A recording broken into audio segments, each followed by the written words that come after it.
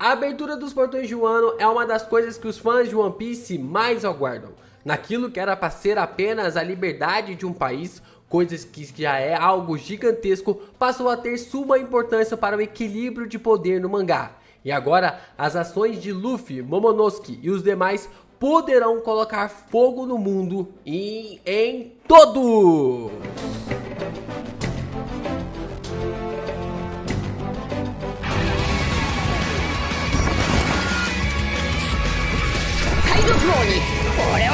Yo, Geeks, aqui é o LP e vocês estão no canal do Geek Brasil. Fiquem ligados porque esse vídeo tem spoilers do mangá de One Piece. Sim, pessoal, seguimos aqui a nossa edição 53 do Professor de Ohara, o nosso quadro de perguntas e respostas, na qual vocês vão lá no meu Instagram, @LPGeekBrasil, e mandam as suas perguntas para participar aqui do nosso quadro de perguntas e respostas de One Piece.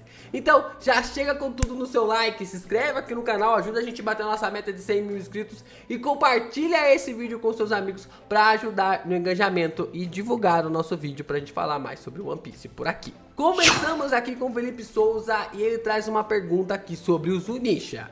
LP, com a grande revelação do Zunisha ser um Nakama de Joy Boy, acredita que a possibilidade do mesmo ter sido o primeiro pirata de One Piece? Professor de Ohara 53. Caraca, Felipe, gostei desse questionamento seu. Acreditar que ele possa ser ali um dos primeiros piratas, aí eu já não sei, né? Eu já não sei se ele pode ser realmente um dos primeiros piratas, mas quem sabe ali o primeiro pirata, na verdade, né? Mas um dos primeiros, quem sabe? Aí é que fica essa questão de como ele ficou desse tamanho. Qual será que o Zunisha era o barco do Joy Boy?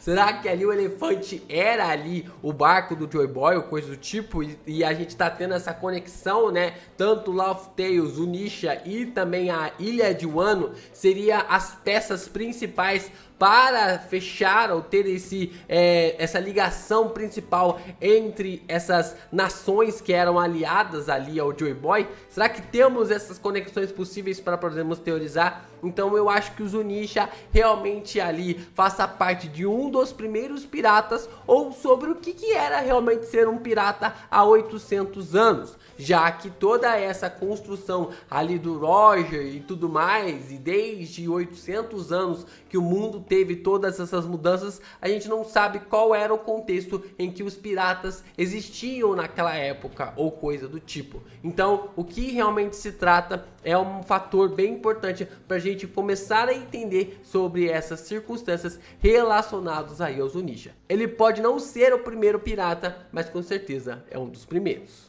O Gabriel TV 2.0 também traz uma pergunta aqui sobre o Zunisha, né? O elefante estrela de One Piece. LP, na sua opinião, por que o Zunisha está indo para o Wano? Professor de Ohara 53. Bom, na minha opinião, ele está indo para duas questões, né? O ponto prático e o ponto também de revelações históricas. Eu acho que o Zunisha ele está indo ali para o Wano para poder salvar todo mundo que está dentro da ilha, porque, cara, o Kaido ficou louco de ter colocado a ilha ali no céu, então o Zunisha vai salvar todo mundo, né? Meio que ele vai parar ali ou vai encostar em algum lugar e todo mundo vai descer em direção ali ao local, né? Vai descer ali em direção ao elefante. E o segundo é que o Zunisha pode revelar para nós pela primeira vez detalhes sobre o seu passado com Joy Boy. Eu não acho que vai falar sobre One Piece, eu não acho que vai falar ali sobre revelações importantes, sobre o século perdido, o segredo dos dias ou coisa do tipo. Mas pelo menos eu acho que vamos ter a aparência do Joy Boy sendo revelado em um flashback com os dois personagens. Pelo menos isso nós teríamos de importante na saga de Wano, já que o Joy Boy é um nome que a gente está carregando desde a Ilha dos Tritões, desde as revelações ali sobre esse grande líder que acabou realmente vivendo em 800 anos, bem no momento do século perdido. Então, na minha opinião, o Zunisha vem para essas duas questões. Tanto para salvar a galera que tá ali na ilha de Onigashima, que a gente pra dar com pau, né, mais de 30 mil cabeças, 25 mil cabeças que estão lutando dentro da ilha. E nós também temos ali essa galera realmente que está passando por essa situação e a forma como o Momo tá conversando ali com o Yamato para poder ali saber um pouco mais sobre o Zunisha e essa informação de que ele era um grande companheiro do Joy Boy. Então, pra mim, esses são os dois pontos que envolvem o personagem. O Vagari Fernandes traz uma pergunta aqui também sobre os Yokons. LP, até agora na obra de One Piece, 3 Yokons mostraram seus enormes poderes.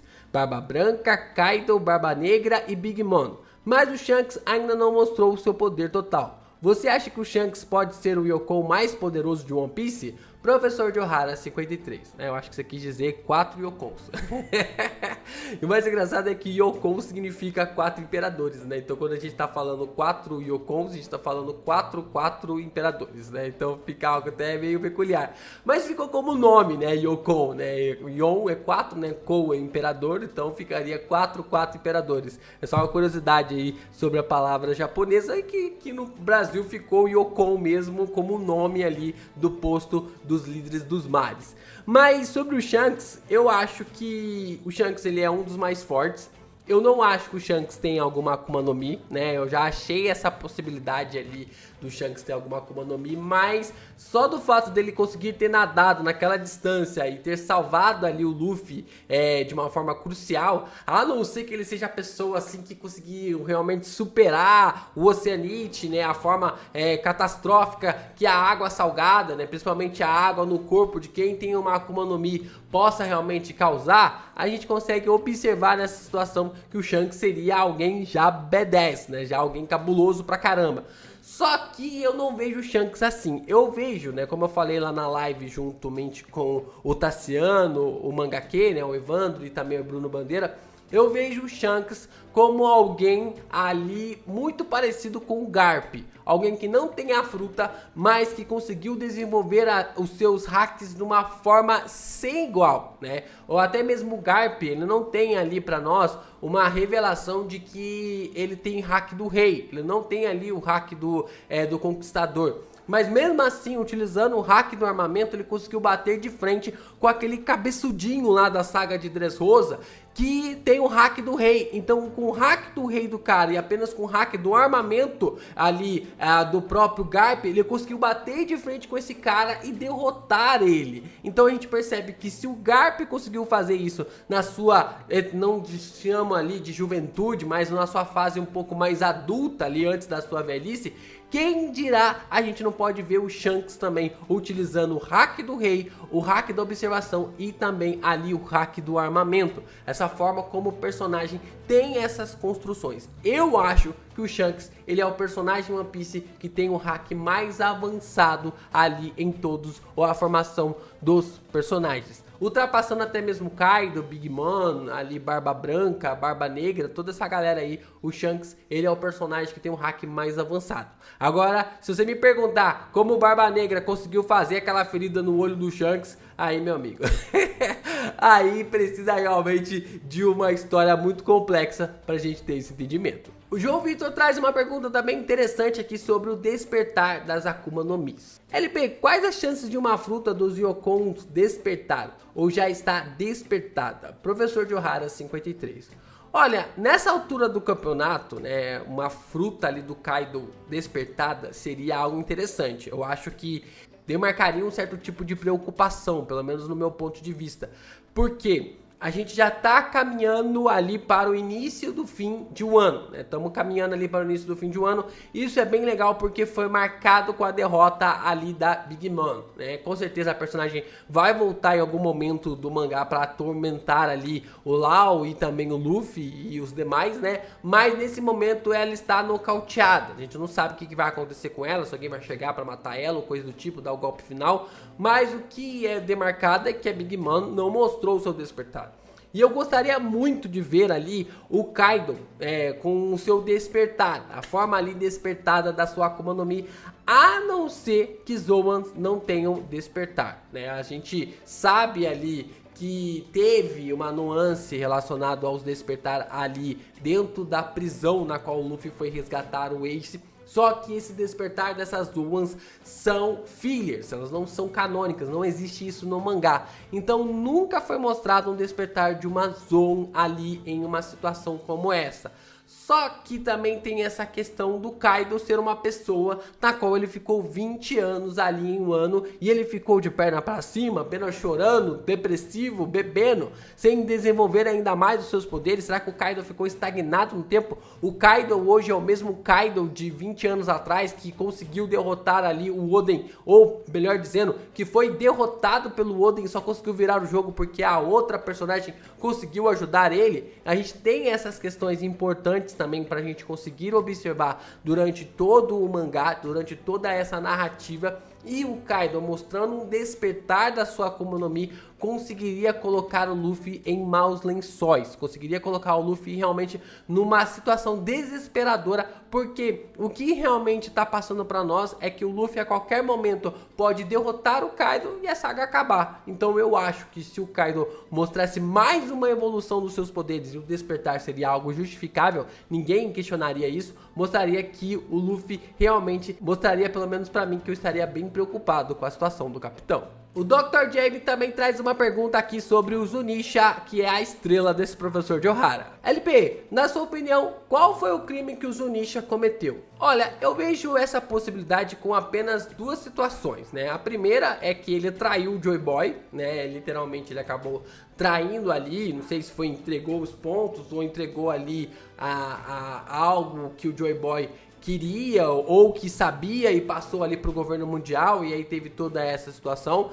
E também temos ali a possibilidade que o Joy Boy passou uma missão para ele e ele não conseguiu cumprir essa missão, né? Que ele acabou não conseguindo ali finalizar essa missão que o Joy Boy passou para ele. Então eu acho que isso seria algo legal, né? Ver esse tipo de pecado, essa situação na qual o Zunisha realmente está sentindo muito, né? 800 anos pensando ali, meditando e até mesmo ter ficado quieto, né? Sei lá se ele fez algum juramento de silêncio durante todo esse tempo, mas ele decidiu ficar quieto. Eu sou mais essa possibilidade de que o Joy Boy passou uma missão para ele, ele não conseguiu concluir essa missão e através dessa missão o Joy Boy acabou sendo derrotado, né? Que esse personagem acabou sendo derrotado por causa das ações ali do Zunisha, de não ter finalizado a sua missão. E o Halicorno traz a pergunta que leva ao título desse vídeo. LP, o que você espera que possa acontecer se o Luffy e o Momo abrirem as fronteiras do país de Wano?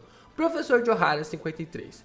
Cara, e é muito legal isso, como isso tomou proporções inesperadas, né? Como essa situação da abertura dos portões de Wano colocou ali todo mundo numa situação realmente que ninguém estava esperando. Era apenas para ser a libertação de um país, assim como foi em Dressrosa, assim como foi em Alabasta, assim como foi em vários outros países. Mas as aberturas ali dos portões de Wano, pelo menos na qual a gente tá vendo a abertura dos portões, eu acho que vai demarcar uma grande diferença no mundo todo. Wano representa ali algo que a gente ainda não sabe o que é. O Kaido já falou pra nós que ele está naquele país porque aquele país tem algo importante, talvez uma dica ou uma situação também ali numa forma pra Laugh Tale ou sobre One Piece. A Lilin também já mostrou isso nos últimos capítulos, né? Ali no capítulo 1040 ela fala sobre isso, sobre ter pistas em Wano, ela questiona o Roger sobre isso.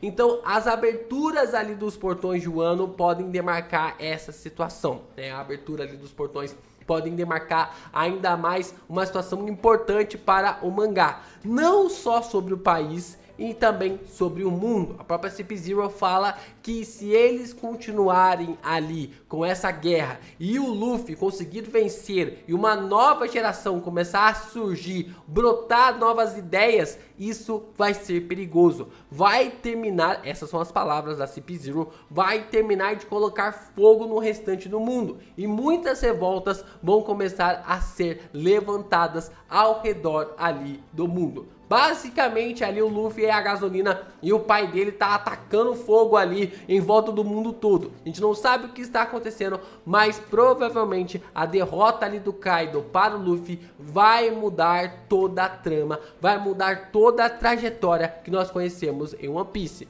E é que eu tô falando desde lá atrás do Professor Ohara, onde teremos apenas 3 forças que irão se equiparar no mundo de One Piece: os aliados do Barba Negra, os aliados do Luffy e a Marinha, junto com o governo mundial e talvez junto com o Shanks. Não sabemos. Vamos realmente entender um pouco mais dessa tramóia toda com a abertura dos portões de Wano.